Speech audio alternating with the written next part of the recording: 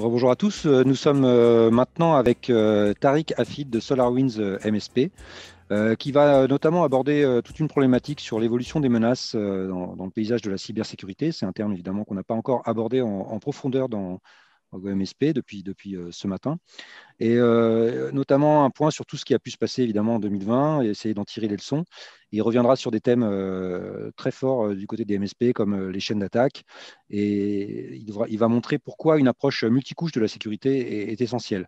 Donc je vais tout de suite donner la parole à Tariq et je vous retrouve à la fin de son intervention. Tariq, c'est à vous. Parfait, merci Vincent. Donc, bonjour à toutes et à tous. J'espère que vous m'entendez bien et que vous pouvez voir aussi mon PowerPoint sur l'écran. Donc, si ce n'est pas le cas, manifestez-vous s'il vous plaît. Donc, bien entendu, comme Vincent l'a souligné, nous allons voir l'évolution du paysage en matière de cybersécurité, les bonnes pratiques et actions à entreprendre en tant que MSP. Si nous avons le temps, il y aura un question-réponse prévu à la fin de la session. La session devrait durer environ 35 minutes. Donc, tout d'abord, je tenais à me présenter. Je suis Tariq Hafid, Senior Sales Engineer chez SolarWinds MSP. Depuis plus de 15 ans, je travaille dans le milieu de l'informatique en tant qu'ingénieur. Donc, j'ai pu travailler pour Sanofi Aventis, Rockstar, Adobe. J'ai même travaillé offshore en IT. Et depuis 4 ans, je suis ingénieur commercial chez SolarWinds MSP.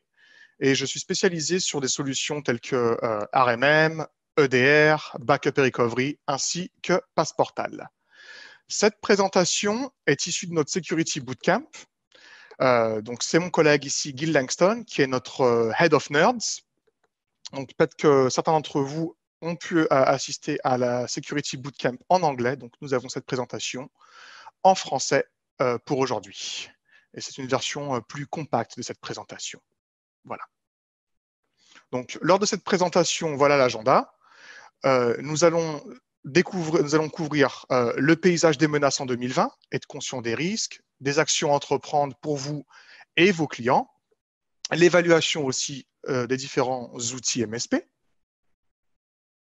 Donc, le challenge pour sécuriser les PME, en effet, ce n'est pas facile. Il y a souvent cette problématique des budgets serrés, l'une des premières contraintes, et bien entendu, la contrainte liée au temps et au manque de connaissances. Voilà quelques chiffres, quelques statistiques qui nous viennent d'une étude de Verizon DBI. C'est une compagnie d'assurance. Cette étude date de fin 2019. C'est une étude américaine, mais facilement transposable au marché français. Donc voilà quelques chiffres. 43% des victimes en 2019 étaient des PME. 99% des attaques ont nécessité une interaction humaine. Et le coût moyen d'un incident était d'environ 200 000 $, donc soit l'équivalent de 170 000 euros. Voilà aussi d'autres chiffres. Donc, il s'agit dans notre cas des attaques ransomware. Bien entendu, elles sont toujours là. Cette étude nous vient de Coveware. Coveware qui a aidé des entreprises à se remettre d'attaques de ransomware en faisant des analyses poussées. Et voilà leur conclusion. Les paiements ont non seulement augmenté, mais les temps de récupération sont également devenus plus longs. Et dans certains cas, malheureusement, impossibilité de récupérer les données. Donc, jusqu'à présent, il était possible de payer la rançon ou de restaurer les données à partir de sauvegardes. Malheureusement, cela ne risque de ne plus suffire. Donc, toutes les entreprises sont des cibles, que vous soyez grandes, petites entreprises. Et la pression externe qu'elles subissent lorsqu'elles ne sont plus opérationnelles indique qu'elles sont susceptibles de payer les rançons. Donc, les ransomware entrent dans la catégorie des violations de données et le risque de fuite d'informations étant très élevé. Encore une fois, des chiffres qui nous viennent de chez Coveware sur les différents vecteurs d'attaque des ransomware en 2019. Je m'attendais personnellement à voir les vulnérabilités email phishing venir en tête et stupéfaction, à ma grande surprise, RDP arrive à la première position. Donc RDP, vous le savez tous, Remote Desktop Protocol de chez Microsoft, outil utilisé par de nombreuses entreprises car il est intégré à Windows et gratuit. Donc, quelques actions à mettre en place pour atténuer ce genre de risque. Créer des sauvegardes hors site, sur le cloud est primordial. Les sauvegardes sur site est une bonne chose. Cependant, lors d'attaques ransomware, il y a de fortes chances qu'elles soient aussi encryptées. Désactiver l'accès à RDP en externe. Utiliser un VPN et une authentification au niveau du réseau ou bien des outils de prise de main à distance. Un outil qui nécessite une authentification au préalable et qui ne soit pas visible et disponible pour tous via Internet. Revoir votre stratégie de gestion des mises à jour, donc parlez à vos clients et prévoyez davantage de cycles de correctifs. Et formez davantage vos utilisateurs. Créez et dispensez une formation de sensibilisation à la sécurité. Les MSP sont ciblés car ils gèrent de multiples PME, visés par des attaques de la chaîne d'approvisionnement. Et ce type d'attaque peut mettre fin à l'activité d'un MSP, perte de tous les clients après un incident. Et c'est une chose que, je suppose que vous avez tous entendu parler. Et les clients vous poseront probablement des questions à ce sujet, car ces attaques sont de plus en plus fréquentes et médiatisées. Bon, c'est un exemple que j'ai des États-Unis ici, Colorado IT, qui a mis la clé sous la porte malheureusement. Donc, évitez tout cela et ne négligez pas votre sécurité. Enfin, que ce soit au niveau MSP ainsi qu'au niveau de vos clients. Encore une fois, quelques actions à mettre en place pour vous en tant que MSP et vos clients. Appliquez le principe du moindre privilège, Donc, ne pas donner l'accès total à un stagiaire. Vous allez rigoler, mais souvent, j'ai vu ce cas de figure arriver. Ça m'est arrivé. De premier jour dans une boîte, on me donne un accès complet à tout. Donc, ne pas donner la clé du royaume à n'importe qui. Encore une fois, ne pas réutiliser les mêmes identifiants. J'ai parlé à un MSP la semaine dernière qui m'a dit « Oui, j'utilise le même mot de passe pour mes 30 clients ». Donc, encore une fois, quand j'ai entendu ça, j'étais un peu, on va dire, dépité en me disant « Non, ne faites pas ça ». Donc, utilisez un gestionnaire de mots de passe, ne pas avoir vos mots de passe sur des fichiers Excel ou Word. Nous allons voir ça plus tard, pourquoi il ne faut pas faire cela.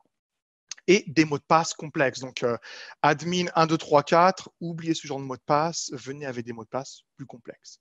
Et bien entendu, activez le 2FA, l'authentification à 2 facteurs, dès que vous le pouvez. Donc, voilà quelques recommandations. Et aussi, très important, revoir vos outils en interne, qu'ils soient récents et mis à jour. Considérez de vous associer à un MSSP. Donc, rappelez-vous, les MSSP sont spécialisés. Ils ont la connaissance requise pour vous aider sur la supervision de votre environnement. Et rappelez-vous, pas besoin d'être nécessairement un expert de la sécurité afin d'assurer la sécurité de vos clients. Vous pouvez aussi éventuellement vous renseigner sur les cyberassurances. Prochain point, on va parler des Internet des objets. Donc, IoD en français ou IoT en anglais.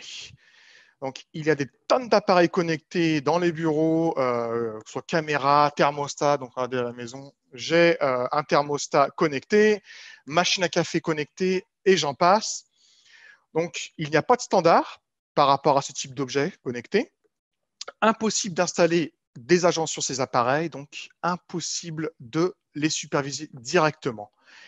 Rappelez-vous, pour ce genre d'objets, ils peuvent être hackés potentiellement. Donc, il est facile d'accéder au portail. Il n'y a pas de sécurité pas de sécurité intégrée par rapport à cela.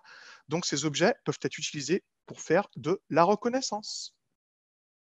Donc, les appareils IoT doivent être, encore une fois, les actions à mettre en place, les recommandations doivent être sur leur propre réseau afin d'éviter l'accès aux systèmes critiques pour empêcher quelconque reconnaissance. Activer le 2FA, rappelez-vous l'authentification à 2 facteurs sur les portails web.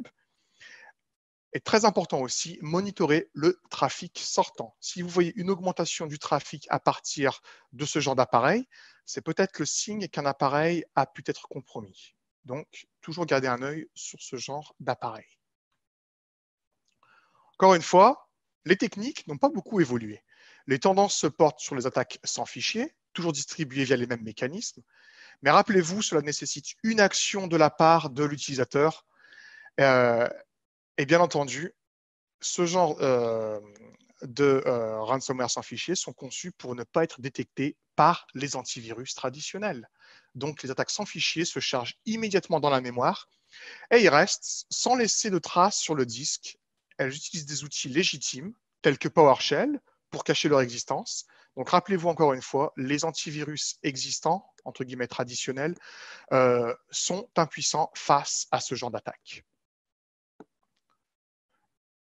Cela se résume à une bonne cyberhygiène, si je puis me permettre, et à savoir ce que vous devez protéger et contre quoi. Donc, encore une fois, l'Internet continue à suivre les mêmes règles. Quelqu'un doit laisser entrer l'attaque. Connaître les vecteurs d'attaque vous permet de les détecter et de les bloquer. Ce qui importe le plus est d'avoir une bonne stratégie de sécurité, que ce soit du côté MSP ainsi que de vos clients. Lockheed Martin a défini la chaîne cybercriminelle. Donc, dans l'état d'esprit des gens, les menaces qui impliquent une reconnaissance et des moyens personnalisés sont réservées aux grandes entreprises. La majorité des incidents qui touchent les PME sont des attaques lancées aveuglément. Une ou deux machines sont infectées, les auteurs malveillants récupèrent leur rançon et passent à autre chose. S'il est vrai que ces attaques sophistiquées visent principalement les grandes entreprises, nous allons voir qu'il est facile de faire des reconnaissances pour presque rien. Cela signifie qu'au lieu de commencer par trouver une cible, puis de concevoir la chaîne d'attaque, il est possible de créer le modèle de chaîne d'attaque et de chercher des cibles. Donc, je ne sais pas si vous connaissez Shodan, c'est le moteur de recherche des pirates informatiques. Shodan coûte environ 250 $ par mois, soit l'équivalent de 214 €. Pour cela, pour ce prix-là, Shodan vous permet de scanner l'Internet, d'avoir des MAS, donc Malware as a Service, donc acheter des exploits et des mécanismes de livraison. Donc, un exemple, Monsieur Dupont dans le Larzac peut se lancer dans la carrière de hacker pour 3 fois rien. Utilisez Shodan pour découvrir les ports ouverts, les protocoles et services pour les entreprises.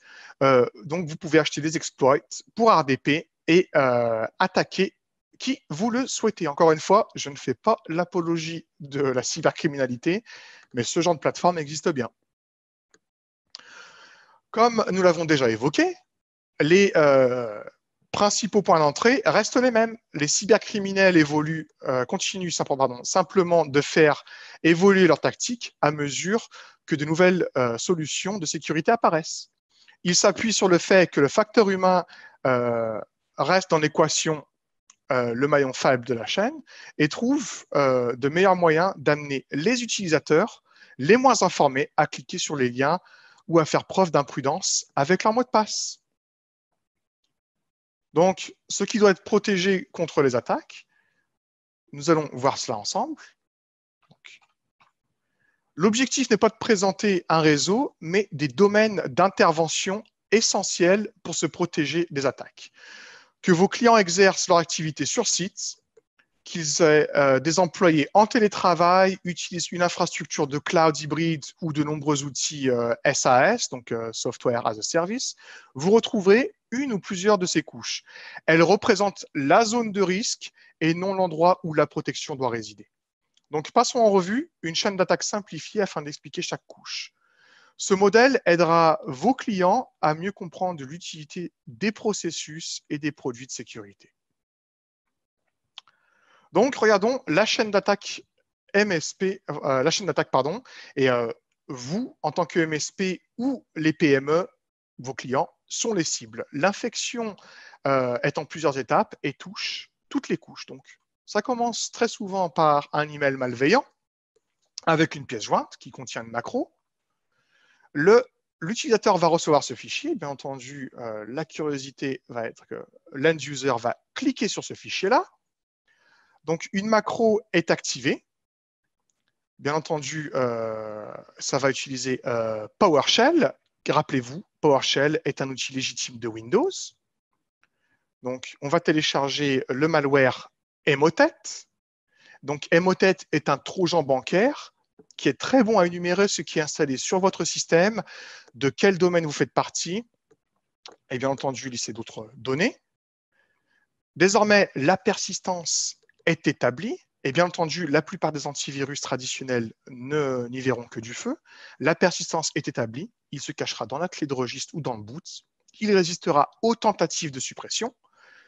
Pour la deuxième étape, il y aura un rappel de la source et téléchargement d'autres logiciels, enfin d'autres outils malveillants, dans ce cas TrickBot. Donc, TrickBot est un autre trojan bancaire. TrickBot est très bon à deux choses. Bien entendu, se diffuser sur d'autres machines, faire une propagation latérale sur le réseau, et aussi très bon à lister les mots de passe contenus dans vos fichiers Excel, Word et autres fichiers locaux. Et bien entendu, nous allons exfiltrer, enfin, le hacker va exfiltrer toutes ces données. Dans l'absolu, je suis le hacker, rappelez-vous.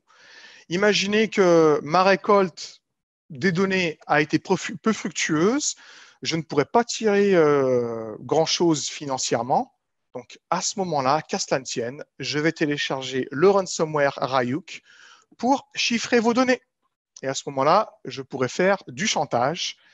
Et rappelez-vous, à ce moment-là, vous serez dans de beaux draps. Et là, c'est le drame. Donc, un autre point important aussi, les données stockées sur les systèmes, les appareils connectés tels que les NAS, les lecteurs mappés et même les lecteurs cloud connectés peuvent être chiffrés. À ce moment précis, les données sont chiffrées, les identifiants ont été volés par le hacker. Donc, rappelez-vous, possibilité de faire du chantage pour éviter de divulguer vos informations. Et bien entendu, il y a aussi violation des données. Donc, rappelez-vous bien, que vous soyez une grosse entreprise ou une PME, vous serez des potentielles cibles pour les hackers. Je sais qu'il y a une idée reçue que beaucoup de gens se disent non, ma petite entreprise ne sera jamais la cible des hackers parce qu'on est vraiment insignifiant. Méfiez-vous de ce genre d'idée reçue. Ça peut arriver vraiment à tout le monde. Donc, il est très important de vous protéger à tous les niveaux. Le point de départ de la prochaine attaque peut se manifester à n'importe quel niveau. Et assurez-vous que votre protection soit équilibrée entre les différentes couches. Donc, mettez en place une stratégie de sécurité multicouche. J'aimerais d'abord vous rappeler le type de protection de base. Enfin, la protection de base, pardon, c'était peut-être ce que vous aviez il y a 8 ans en arrière. Donc, c'est-à-dire, rappelez-vous, les différentes couches, la protection de base dans ce cas-là, donc protection et détection avec l'usage d'un antivirus. Il y avait aussi la gestion des mises à jour. Donc, si on était chanceux, il y a 8 ans en arrière, c'était peut-être fait il y a tous les 3-4 mois. Donc, c'était fait de façon occasionnelle. La formation utilisateur à l'époque, c'était un document, donc une page, qui stipulait ne pas faire de mauvaises choses, attention, et ne pas cliquer sur les liens que vous ne connaissez pas. Donc, absolument inutile, hein, pardonnez-moi. Avoir un pare-feu sur point, donc qui vous aide contre la diffusion sur d'autres machines, et la protection de messagerie. Et pour ceux qui étaient très chanceux à l'époque et qui avaient un gros budget, potentiellement avoir une box pour faire du filtrage web. Bien entendu, en 2020, les choses ont évolué et ce n'est plus le cas désormais. Donc, il s'agit vraiment du strict minimum, si je puis me permettre. Donc, regardons la protection avancée. On va dire que c'est plutôt la nouvelle norme. Donc, tout d'abord, rappelez-vous, sur la partie appareil ici présente, utilisez un antivirus nouvelle génération de type EDR, donc Endpoint Detection and Response. Il a la capacité de détecter les nouvelles menaces que les antivirus traditionnels ne peuvent pas détecter. Et rappelez-vous l'exemple, détecter les scripts dans une macro, et rappelez-vous de l'exemple de PowerShell cité précédemment. Il y a aussi la gestion des mises à jour, bien entendu, les faire beaucoup plus fréquemment. Contrôle des applications, on parle, c'est ce qu'on appelait whitelisting. Donc, vous pouvez utiliser AppLocker ou d'autres outils du même genre. Sur la partie utilisateur, rappelez-vous, des formations, on va dire, plus adaptées à ce niveau-là.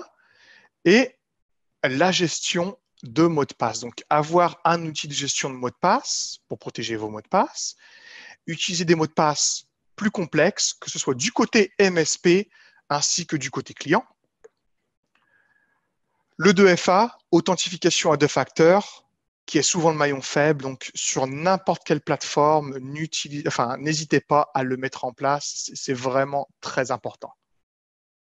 Sur la partie réseau, les pare-feux avancés ou bien web sécurisé, on parle de web gateways, quelque chose qui puisse scanner du trafic SSL encrypté afin de donner du level access control pour les utilisateurs lorsqu'ils se connectent aux ressources sur le cloud. Donc, c'est le genre de scénario qui est de plus en plus courant avec le télétravail. Et idéalement, il serait bien d'avoir une protection complète. Donc, beaucoup se tournent vers un MSSP. Les MSSP aident les entreprises pour fournir ce type de service. Donc, à ce niveau-là, je ne sais pas si vous voyez sur la partie réseau, faire de la supervision du réseau et des journaux, donc du log monitoring, interpréter ces données, faire de la surveillance et être proactif pour les alertes. Faire de la chasse aux menaces, threat hunting, avec les données ou considérer détection and response manager. Donc, cela va au-delà d'EDR, rappelez-vous du Next-Gen antivirus. L'analyse forensique consiste à effectuer une analyse du système d'information après une attaque informatique. Donc, c'est une méthode d'investigation plus poussée. Et au niveau de l'Internet, à ce niveau-là, analyse des vulnérabilités externes. Donc, rappelez-vous, si quelqu'un utilise Shodan, il serait préférable de connaître vos failles de sécurité. C'est encore une chose à potentiellement ajouter à vos listes de services. Encore une fois, je ne vous dis pas, vous devez avoir ça, mais c'est vraiment des suggestions à mettre en place pour vous ainsi que vos clients. Et rappelez-vous une chose, récupérer vos données lors d'attaques de ransomware n'est pas toujours possible. Encore une fois, un scénario qui est arrivé à un de nos clients, enfin un des MSP au Royaume-Uni avec qui nous travaillons, il y a 6 mois en arrière, on leur avait proposé des outils de sécurité, on va dire, plus avancés. Leur réponse était catégorique, non. 6 mois plus tard, ils reviennent vers nous en nous disant on a été attaqué par un ransomware. Et malheureusement, ils n'ont pas été capables de récupérer toutes leurs données via leur sauvegarde. Donc, c'était catastrophique. Ils ont perdu énormément de temps et d'argent et cela a impacté leur réputation. Donc, rappelez-vous, récupérer vos données ne sera pas toujours possible. Donc, assurez-vous de pouvoir les récupérer. Avoir du rollback avec EDR, donc faire un rollback rapidement lors d'une infection est essentiel. Toujours avoir un outil de sauvegarde de restauration, donc faire une sauvegarde de vos machines, rappelez-vous, fichiers et système state en cas de désastre. Avoir aussi un système de secours, donc faire une récupération permanente. Vous avez un système de secours prêt à être utilisé en cas de crise.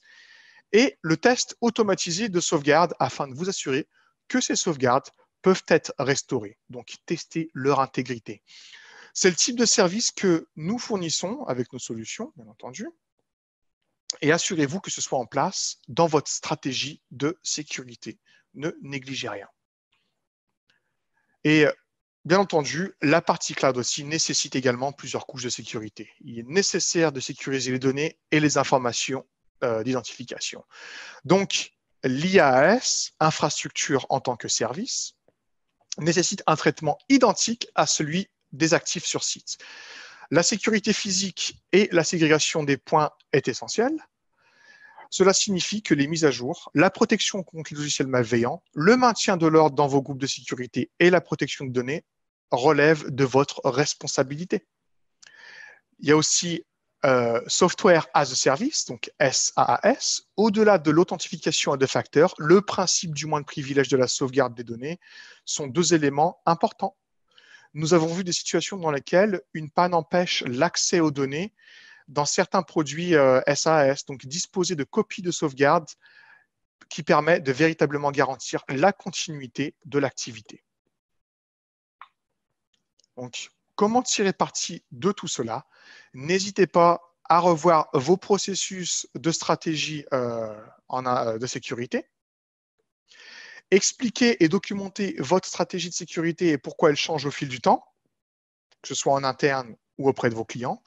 Et il est important d'expliquer pourquoi votre offre évolue au fil du temps. Souvent, les clients vous poseront ce genre de questions. Donc, expliquez à vos clients pourquoi les choses évoluent et comment vous adressez ces différents problèmes à travers vos offres. Très important aussi, l'étape numéro 1, désignez un ou deux membres de votre équipe comme experts de la sécurité. Donc, ils auront la responsabilité d'examiner les solutions et stratégies existantes. Veillez à ce qu'ils soient consultés pour toutes les décisions technologiques, donc changement au niveau des autorisations, mise en œuvre de vos services, et demandez-leur de tester de nouvelles solutions en fonction des besoins de vos clients. Donc, toujours évaluer la praticité, excusez-moi, le niveau de sécurité et créer et dispenser une formation pour vos utilisateurs. Et rappelez-vous, pas seulement une page en disant ne faites pas les choses qui ne sont pas bien, expliquez tout cela à vos clients dans le détail et bien entendu, sensibilisez-les. La deuxième étape, envisagez un partenariat avec un MSSP. Et en tant que MSP, vous gérez des tâches du quotidien, donc le relationnel avec les clients. Donc, les MSSP vous aideront pour ce qui est monitoring ou alerting beaucoup plus poussé. N'hésitez pas à faire appel à leurs services si nécessaire. Et la troisième étape, impliquez vos experts en sécurité en interne lors de vos conversations. Assurez-vous que vos offres incluent des services de sécurité avancés, que vos packages de base ou avancés aient un niveau de sécurité décent. Et bien entendu, cela multipliera vos opportunités potentiellement. Rappelez-vous donc les points à retenir. En 2020, la sécurité est primordiale. Toutes les PME sans souci. Et après, bon, nul n'est censé ignorer la sécurité. Rappelez-vous, vous disposez d'une opportunité, saisissez-la. Donc, et afin de vous démarquer, bien entendu, incluez les services gérés dans vos packages. Donc, nous avons préparé une checklist avec des conseils et bonnes pratiques en matière de sécurité. Vous recevrez cela dans quelques jours, dans les jours qui suivent, via le Go MSP. N'hésitez pas à contacter Whatsoft ou Marine Moinard de SolarWinds pour vos questions concernant les documents et ressources SolarWinds MSP disponibles. Et pour info, si vous visitez notre stand sur le Go MSP, nous vous avons préparé un échantillon de ressources en français à consulter et télécharger. Pour les clients SolarWinds MSP qui ont un accès total au Success Center et au MSP Institute, il y a énormément de ressources disponibles à ce niveau-là. Mais vous avez aussi quelques ressources en libre accès si vous n'êtes pas partenaire de SolarWinds MSP. Nous avons travaillé avec Whatsoft pour rendre disponible l'MSP Institute en français. Donc, vous pouvez consulter les vidéos sur ce lien ci-dessous.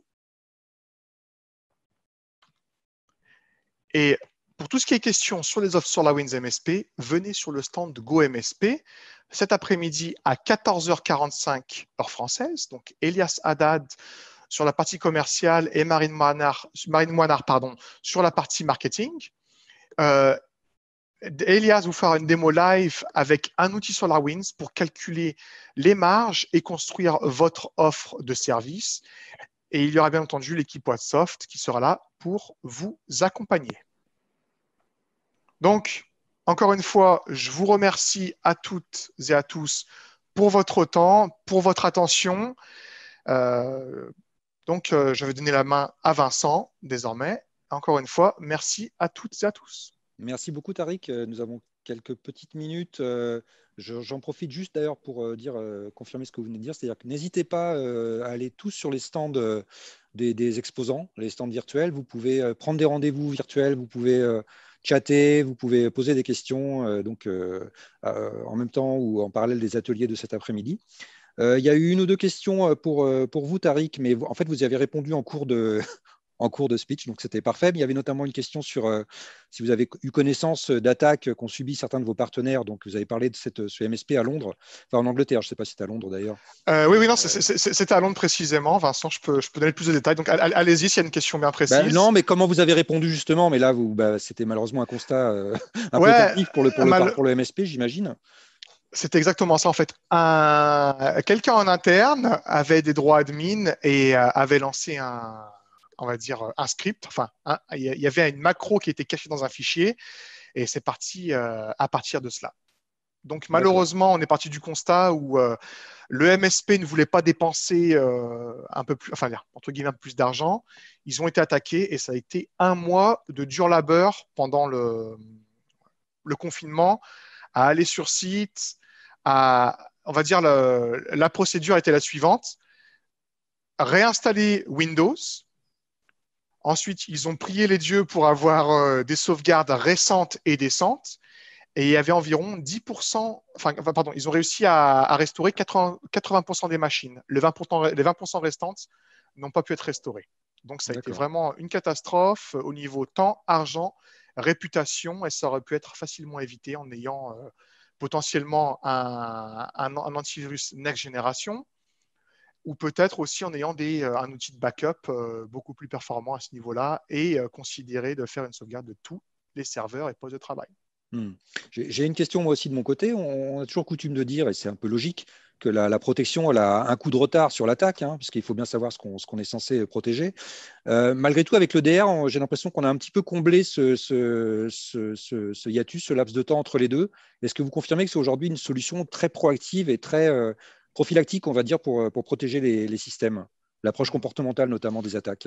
Exactement. Donc, c'est exactement ça, Vincent. En fait, il n'y a pas de remède miracle, hein. Rappelez-vous, on va dire, excusez-moi, j'ai un peu du mal avec le français, vous m'excuserez, hein. Je viens d'abord en Écosse. On va dire, le système infaillible n'existe pas, hein. Donc, je ne serai pas là pour vous mentir, mais il y a une approche comportementale. Donc, pour notre produit, je ne citerai pas le nom, ou la plupart des produits EDR, je l'espère, il y a une partie sandbox où nous testons tous les différents zero-day viruses, ransomware, et toutes les trouvailles que nous avons, nous les réinjectons au niveau du produit afin de détecter un maximum de menaces. D'accord. Bah, écoutez, c'est parfait. Merci beaucoup. Si Charlène me demande si le MSP anglais existe toujours ou s'il a dû mettre la clé sous la porte. Est-ce que vous avez cette information? Non, il existe toujours, mais Il existe toujours. il a eu pas mal de soucis. Par Il contre, a dans ma changé de métier. présentation, Colorado IT, il y en a beaucoup qui ont mis la clé sous la porte. Donc, Ouais, on avait entendu parler de et, cette histoire, effectivement. Ouais. ouais, ouais. Et rappelez-vous, hein, maintenant, avant d'aller, que ce soit, enfin, quand on achète un produit ou quand on fait appel à une entreprise, on va sur Google et on voit tous les résultats. Donc, Bien sûr. assurez-vous d'avoir une bonne réputation, c'est important. Merci beaucoup, Tariq. Je vous souhaite une bonne journée. Je vais vous demander d'arrêter de partager votre écran parce que je vais Pas partager de le souci. mien à mon tour. Allez-y, en tout cas, merci à Hop, toutes et à si ça tous marche. et bonne journée. Merci beaucoup. Au Euh, revoir. Au revoir, Tariq. Alors, j'ai pas l'impression que ça fonctionne. Si, voilà. Donc, c'est juste pour vous donner le programme des ateliers de cet après-midi.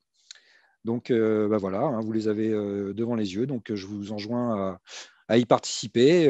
Vous pourrez donc aussi les revoir en replay selon vos disponibilités. Et il y a également je vais mettre vite fait ceux de demain. Voici, il y en a 4. Donc, mais de toute façon, on y reviendra demain. Moi-même, je vous retrouve demain matin. Et je vous remercie beaucoup pour nous avoir suivis.